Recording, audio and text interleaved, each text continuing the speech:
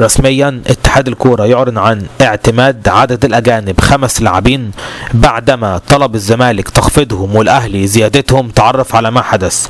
طلب النادي الأهلي في اجتماعه مع اتحاد الكورة زيادة أعداد الأجانب إلى 6 لاعبين، وفي المقابل نادي الزمالك علشان بس يضايق الأهلي طلب إنه يخفض أعداد الأجانب إلى 4، لأن الزمالك كده كده مش محتاج الأجانب في حاجة، لأنه خلاص أصبح النادي رقم 3 في مصر اللي أقصى طموحه يفوز بالكونفدريشن، فمش محتاج بقى خلاص لعيبة أجانب كتير، لأنه مش بيشارك في دوري الأبطال في بطولات عالمية زي الأهلي وبيراميدز كده. فبالتالي خلاص الزمالك مش محتاج أجانب كتير، لأن الزمالك خلاص